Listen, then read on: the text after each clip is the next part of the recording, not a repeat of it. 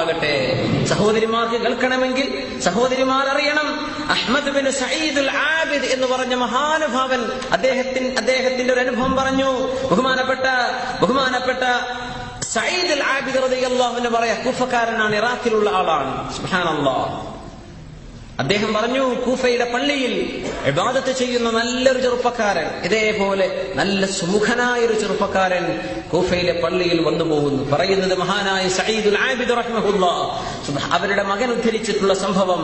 അങ്ങനെ അദ്ദേഹം നല്ല സൗന്ദര്യമുള്ള ചെറുപ്പക്കാരൻ പള്ളിയിൽ നിന്ന് വീട്ടിലേക്ക് ഇങ്ങനെ പോകുന്ന വഴിക്ക് ഒരു പെണ്ണ് ഇയാളെ കണ്ടു. സുബ്ഹാനല്ലാഹ്. കണ്ടു. ഈ പെണ്ണാണെങ്കിലോ നല്ല ബുദ്ധിയും തന്റെ ഇടവും തറവാടിത്വമുള്ള പെണ്ണാണ്. ഇവൾക്ക് ഇദ്ദേഹത്തിൽ സ്നേഹം തോന്നി, പ്രേമം തോന്നി എന്നൊക്കെ പറയില്ലേ. മഹാനായ ഈ ചെറുപ്പക്കാരൻ ഒന്നും നോക്കാതെ അദ്ദേഹത്തിന്റെ വീട്ടിലേക്ക് പോയി, ഒന്നും പറഞ്ഞില്ല. അവളങ്ങനെ വിളിച്ചു പറഞ്ഞു, എനിക്ക് നിങ്ങളോട് ചില കാര്യങ്ങൾ പറയാനുണ്ട് കേട്ടോ എന്ന് പറഞ്ഞു. ഒന്ന് കേൾക്കാത്ത മട്ടിൽ പോയി. പിറ്റേന്നും അദ്ദേഹം പള്ളിയിലേക്കുള്ള വഴിക്ക് വരുമ്പോ ഈ പെണ്ണവിടെ ഉണ്ട്. അവള് പറഞ്ഞു, നിങ്ങൾ ഒന്നൽപ്പം നിൽക്കുമോ? യാ അയ്യുഹൽ ആബിദ്, ആബിദായ ചെറുപ്പക്കാരാ, നിങ്ങളൊന്ന് നിൽക്കും, എനിക്ക് ചില കാര്യം പറയാനുണ്ട്. അദ്ദേഹം കേട്ടില്ല. അദ്ദേഹം നേരെ പോയി. ഒന്നും മറുപടി. ഇതാണല്ലോ മുഅ്മിനിന്റെ സ്വഭാവം, ഇങ്ങനെയാണല്ലോ മുഅ്മിനീങ്ങൾ ആവേണ്ടത്. പള്ളിയിൽ തിരിച്ചു വരികയാണ്. തിരിച്ചു വരുമ്പോഴും ഈ പെണ്ണിവിടെ ഇയാൾ കാത്തിരിക്കുന്നു. അപ്പൊ ദിവസങ്ങളായി, ഏതാനും ദിവസം കഴിഞ്ഞ സംഭവം, അവൾ അവിടെ കാത്തിരിക്കുകയാണ്. മഹാനായ ചെറുപ്പക്കാരൻ അദ്ദേഹം മുഖം നോക്കാതെ തിരിച്ചു നടന്നു. അങ്ങനെ തിരിച്ചു നടന്നപ്പോ പെണ്ണ് പറഞ്ഞു, യാ ഫതാ ഇസ്മഅ മിന്നി ഇന്നി ഉകല്ലിമുക കലിമാത്ത്.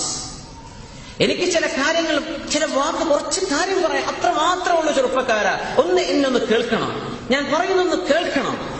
അദ്ദേഹം തലതാഴ്ത്തിക്കൊണ്ട് പറഞ്ഞു, പെണ്ണെ, ഇന്ന ഹാദാ മൗദിഉ തുഹ്മ, ഇത് തെറ്റിദ്ധാരണയ്ക്ക് സാധ്യതയുള്ള സ്ഥലമാണ്. ഞാൻ നീയുമായി സംസാരിക്കുന്നത് ഈ വഴിയിലാണ്, ശരിയാണ്. നീ എന്റെ ആരുമല്ല, നീ എന്റെ ഭാര്യയല്ല, നീ എന്റെ മഹ്റമത്തല്ല. അതുകൊണ്ട് ഞാൻ നിന്റെ കൂടെ ഇവിടെ നിൽക്കാന്ന് പറഞ്ഞത് തന്നെ തെറ്റിദ്ധാരണയ്ക്ക് സാധ്യതയുള്ള സ്ഥലമാണ്. അത് പാടില്ലല്ലോ, അത് പാടില്ല എന്ന് അല്ലാഹു പറഞ്ഞിട്ടില്ലേ? അതുകൊണ്ട് എനിക്ക് നിൽക്കാം. അപ്പോൾ നിർബന്ധിച്ചു. എന്നാലും നിങ്ങൾ ആബിദീങ്ങളായ ആളുകൾക്ക് ഇതൊക്കെ തെറ്റാണെന്നറിയാം. അതറിഞ്ഞുകൊണ്ട് തന്നെയാണ് ഞാൻ ഇവിടെ നിൽക്കുന്നത്. എനിക്ക് ചില കാര്യം നിങ്ങളെ ബോധിപ്പിക്കാനുണ്ട്. അവൾ പറഞ്ഞു, അവൾ നല്ല വർത്തമാനം പറഞ്ഞു. എന്നെ പോലെയുള്ള ഒരു പെണ്ണിനെ സംബന്ധിച്ച് നിങ്ങൾ ദുഷിച്ച വിചാരിക്കണോ? ഞങ്ങൾ പെണ്ണുങ്ങളെ സംബന്ധിച്ചൊക്കെ, ഇബാദത്തുള്ള ആളുകൾക്കൊക്കെ ഇങ്ങനെ തെറ്റിദ്ധാരണയാണ് എന്നും എനിക്കറിയാം. പക്ഷേ ഞാനൊരു കാര്യം പറഞ്ഞോട്ടെ, ഇന്ന ജവാരിഹി കുല്ലുഹാ മശ്ഗൂലത്തുൻ ബിക്, എന്റെ ശരീരത്തിന്റെ അവയവങ്ങൾ മുഴുവനും നിങ്ങളിൽ വ്യാപൃതരാണ്. എന്റെ ശരീരം മുഴുവനും നിങ്ങളെ ഓർക്കുകയാണ്. എന്റെ കയ്യും കാലും കണ്ണും നാവും മനസ്സും കൽബൊക്കെ നിങ്ങളിൽ ലയിച്ചിരിക്കുകയാണ് ചെറുപ്പക്കാരാ. ഇത് പറഞ്ഞപ്പോ മഹാനായ ചെറുപ്പക്കാരൻ ഒന്നും മിണ്ടാതെ, ഇവൾക്കിത് പറയാനേ വേണ്ടതുള്ളൂ, അതിനൊരു അവസരം. സുബ്ഹാനല്ലാഹ്, സുബ്ഹാനല്ലാഹ്. അങ്ങനെ തിരിഞ്ഞു നോക്കാതെ അദ്ദേഹം വീട്ടിലേക്ക് ചെന്നു. രാത്രി തഹജ്ജുദ് നിസ്കരിക്കാൻ നോക്കുമ്പോൾ നിസ്കാരം ശരിയാവണില്ല. നിസ്കാരം വീട്ടിലേക്ക് കയറിപ്പോയിട്ടുണ്ട്, പക്ഷേ എന്തോ ഒരു കാര്യങ്ങളൊന്നും ശരിയാവണില്ല, നിസ്കരിച്ചിട്ടൊന്നും ശരിയാവണില്ല. സുബ്ഹാനല്ലാഹ്. ചെറുപ്പക്കാരൻ ഒരു കടലാസിന്റെ കഷ്ണമെടുത്ത് ഒരു കത്ത് ഇവൾക്ക് എഴുതി ഏൽപ്പിക്കാൻ പോവുകയാണ്. എന്താണ് എഴുതുന്നത്? അയ്യത്തുഹൽ മർഅ, അല്ലയോ പെണ്ണെ, ഇന്നല്ലാഹ ഇദാ അസ്വാഹുൽ അബ്ദു ഹലും, അല്ലാഹുവിന്റെ ഒരു അടിമ ഒരു തെറ്റ് ചെയ്താൽ അല്ലാഹു നല്ല ക്ഷമയുള്ളവനായി അല്ലാഹു തആല നിലകൊള്ളും. അല്ലാഹു ഒന്നും ചെയ്യൂല. فإذا عاد إلى المعصية مرة أخرى ستره, രണ്ടാമതും ഒരു തെറ്റ് മനുഷ്യൻ ചെയ്താൽ അല്ലാഹു തആല അയാൾക്കത് മറച്ചു വെക്കും. ആരും അറിയില്ല. ഫ്ലാഷ് ആവൂല എന്ന് പറയില്ല നമ്മള്, ആരും അറിയില്ല.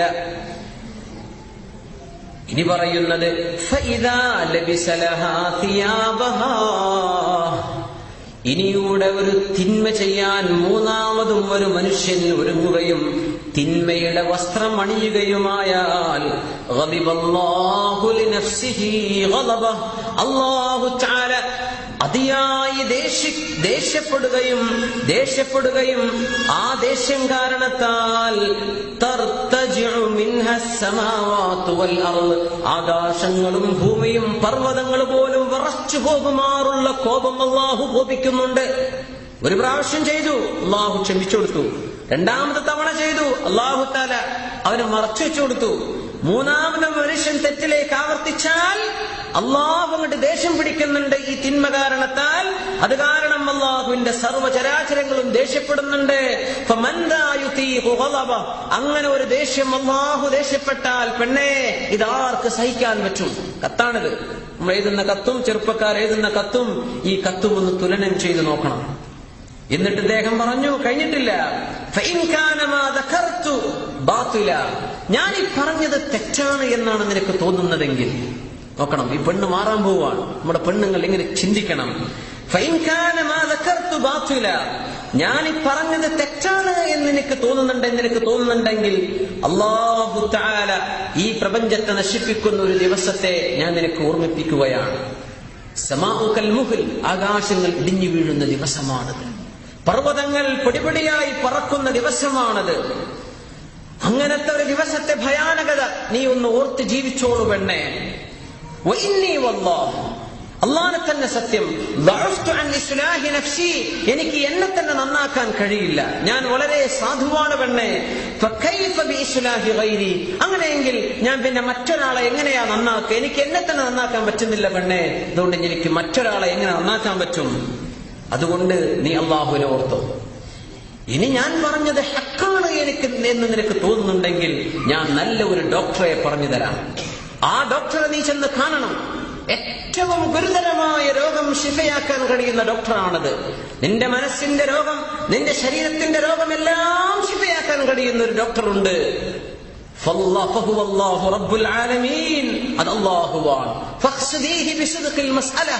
നല്ല സത്യസന്ധമായിട്ട് അല്ലാഹുവിനോട് നീ ചോദിക്ക്. നിനക്ക് എന്ത് തോന്നുന്നുണ്ടോ, എന്ത് തിന്മ തോന്നുന്നുണ്ടോ, സത്യസന്ധമായിട്ട് അല്ലാഹുവിനോട് ചോദിക്ക്. പടച്ചവനെ, എന്റെ മനസ്സിൽ നിന്ന് തിന്മയെ നീക്കിത്താ റബ്ബേ. സത്യസന്ധമായി അല്ലാഹുവിനോട് ചോദിക്ക്. അല്ലാഹുവേ, തിന്മയിൽ ചെന്ന് ചാടാതെ എന്നെ കാക്കണേ പടച്ചവനെ. നീ അല്ലാഹുവിനോട് ചോദിക്ക് പെണ്ണേ. കാരണം എനിക്ക് നിന്നെ ശുശ്രൂഷിക്കാനോ നിനക്ക് മറുപടി പറയാനോ വഴിയിൽ വെച്ച് സംസാരിക്കാനോ എനിക്ക് നേരമില്ല. അള്ളാഹുവിന്റെ ഒരു ആയത്തിനെ കുറിച്ച് ഞാൻ ഷുഗ്ലിലാണ്, ഞാനിപ്പോ ബിസിയാണ്. എന്നെ ബിസിയാക്കിയ വിഷയം അള്ളാഹുവിന്റെ ആയത്താണ്, സൂറത്തുൽ ഗാഫിർ. ബിസ്മില്ലാഹിർ റഹ്മാനിർ റഹീം. വഅൻദിറുഹും യൗമൽ അസിഫ وأنذرهم يوم الأزفة إذ القلوب لدى الحناجر وما للظالمين من حميم ولا شفيع يطاع يعلم خائنة الأعين وما تخفي الصدور. എന്താണ് ആയത്ത്? വഅൻദിറുഹും, നബിയെ ജനങ്ങൾക്ക് താക്കീത് കൊടുക്കണം. യൗമൽ അസിഫ, മനുഷ്യൻ സങ്കടപ്പെടുന്ന ഒരു ദിവസം വരാനുണ്ട്. ഇതിൽ ഖുലൂബു ലദൽ ഹനാജിർ, മനുഷ്യന്റെ ഹൃദയങ്ങൾ നെഞ്ചിലേക്ക് തൊണ്ട വരെ കയറിപ്പോകുന്ന ഒരു ദിവസമാണത്. സങ്കടം കൊണ്ട് ചെയ്തുപോയ തെറ്റുകൾ പൊറുക്കപ്പെടാതെ കാണുമ്പോ സങ്കടപ്പെട്ട് നെഞ്ചുപോലും ഹൃദയം പോലും തൊണ്ടയിലേക്ക് കയറി വരുന്ന ഒരു ദിവസമാണത്. വമാലിൽ ളാലിമീന മിൻ ഹമീമിൻ വലാ ശഫീഇൻ യുതാഅ, തിന്മ ചെയ്ത് നടക്കുന്ന ആളുകളെ സഹായിക്കാൻ ഒരു കൂട്ടുകാരനുമില്ലാത്ത ദിവസമാണത്. വലാ ശഫീഅ, ഒരാളും ശഫാഅത്ത് പറയാനില്ലാത്ത ദിവസമാണത്. അങ്ങനത്തെ ഒരു ദിവസത്തെ സംബന്ധിച്ച് പേടിപ്പിക്കണം നബിയെ, പറഞ്ഞു കൊടുക്കണം എന്ന് അല്ലാഹു പറഞ്ഞ ആയത്താണ്. ആയത്തിന്റെ അവസാനം ഇങ്ങനെ, وَيَعْلَمُ خَائِنَةَ الْأَعْيُنِ وَمَا تُخْفِي الصُّدُورُ, മനുഷ്യൻ കണ്ണുകൊണ്ട് ചെയ്യുന്ന കണ്ണിമ വെട്ടുന്നത്, കണ്ണിന്റെ കട്ടുനോട്ടം അല്ലാഹു അറിയുന്നുണ്ട്. യഅലമു ഖായിനത്തൽ അയുൻ, കാണാൻ പറ്റാത്തത് മനുഷ്യൻ നോക്കുന്നത്, അത് മറ്റാരും തന്നെ കാണാതിരിക്കാൻ മറച്ചുവെച്ചു നോക്കുന്നത് അല്ലാഹു അറിയുന്നുണ്ട്. വമാ തുഖ്ഫിസ് സുദൂർ, മനസ്സിന്റെ ഉള്ളിൽ കൊണ്ടു നടക്കുന്ന വിചാരം എന്തെന്നും അല്ലാഹുവിനറിയാം. തിന്മക്ക് അവസരം വന്നാൽ തിന്മ ചെയ്യും എന്നൊരു തോന്നല് മനസ്സിലുണ്ടെങ്കിൽ ഇതിനെ സംബന്ധിച്ച് അള്ളാഹു പറയുന്നത് റബ്ബിനതറിയാം. പെണ്ണേ, ഇതുകൊണ്ട് ഈ ആയത്തുകൊണ്ട് ഞാനിപ്പോ ബിസിയാണ്, അതുകൊണ്ട് പെണ്ണേ എനിക്ക് നിന്നോട് കാര്യമായിട്ടൊന്നും പറയാനില്ല. ഫഅൈനൽ മഹ്റബു മിൻ ഹാദിഹിൽ ആയ, ഈ ആയത്തിന്റെ ഗുരുതരമായ ആശയം ചിന്തിക്കുമ്പോ എവിടേക്ക് ഓടി രക്ഷപ്പെടാനാണ് പെണ്ണേ? ഈ ഒരു കത്ത് ഇയാൾ കയ്യിൽ വെച്ചു. വീട്ടിൽ നിന്ന് ഇറങ്ങുമ്പോ പിറ്റേന്നും പെണ്ണ് വഴിയിലുണ്ട്, കുഫയിലെ വഴിയിൽ പെണ്ണുണ്ട്. അവൾക്ക് ഈ കത്ത് ഇങ്ങനെ കൊടുത്തു. അദ്ദേഹത്തിന് അറിയാം ഈ പെണ്ണിന് ഹിദായത്തിന്റെ വഴി തുറന്നു കൊടുക്കാൻ അള്ളാഹു ഉദ്ദേശിച്ചാൽ ഈ പെണ്ണ് നന്നായിക്കോളും. ആ കത്ത് ഏൽപ്പിച്ചു. അവളത് വായിച്ചു നോക്കുമ്പോ ഇതാണിതിലെ ഇതിവൃത്തം, ഇതാണ്. പിന്നെ കണ്ടില്ല. പിന്നെ ഏതാനും മാസങ്ങൾ കഴിഞ്ഞതിന്റെ ശേഷം ഈ പെണ്ണ് വഴിയിൽ ഇയാളെ കാത്തിരിക്കുകയാണ്. അവളെ കണ്ടപ്പോഴേക്കും ഇയാൾ തിരിഞ്ഞു പോകാൻ വേണ്ടി നോക്കി. അവൾ വിളിച്ചു, നിങ്ങൾ തിരിച്ചു പോകല്ലേ, നിങ്ങൾ തന്ന വിവരം എനിക്കറിയാം. ഇനി ഞാനും നിങ്ങളും ഇനിയൊരു കാഴ്ച കാണുന്നത് ബൈനയതയില്ല, അള്ളാഹുവിന്റെ മുമ്പിലായിരിക്കും. ഇനി ഞാൻ നിങ്ങളെ കാണാൻ വരില്ല, നിങ്ങളുടെ വിഷയം. അവൾക്കപ്പോഴും ഇദ്ദേഹത്തോട് സ്നേഹമാണ്. നിങ്ങളുടെ വിഷയത്തിൽ എനിക്ക് തോന്നുന്ന സ്നേഹം അത് അല്ലാഹു തആല എനിക്ക് എളുപ്പമാക്കി തരട്ടെ, എന്റെ മനസ്സ് നീക്കി തരട്ടെ എന്ന് അവൾ തന്നെ പറയാണ്. എന്നിട്ട് പെണ്ണ് കരയാൻ തുടങ്ങി. ഒരുപാട് കരഞ്ഞ് സങ്കടം പറഞ്ഞു. എന്നിട്ട് പെണ്ണ് പറഞ്ഞു, എനിക്കൊരു സാരോപദേശം തരണം, ഔസിനി, എനിക്കൊരു ഉപദേശം തരണം. ചെറുപ്പക്കാരനാണ്. എന്താണ് ആ ഇന്റലക്ച്വൽ ഗ്രോത്ത്, ആ ഒരു ബുദ്ധിപരമായ ആ ഒരു പക്വത ഉണ്ടായിരുന്നൊരു ചെറുപ്പക്കാരെയും ആലോചിച്ചു നോക്കൂ. ആ പെണ്ണ് ചോദിച്ചു, ചെറുപ്പക്കാരൻ, എനിക്ക് നല്ലൊരു ഉപദേശം തരൂ നിങ്ങൾ. അദ്ദേഹം നല്ലൊരു ആബിദാണ്. അദ്ദേഹം പറഞ്ഞു, ഊസീകി, ഞാൻ നിനക്ക് വസിയത്ത് തരുന്നത് പെണ്ണെ, ബിഹിഫ്ളി നഫ്സികി മിൻ നഫ്സിക്, നിന്റെ ശരീരത്തിൽ നിന്ന് നീ കാക്കണം.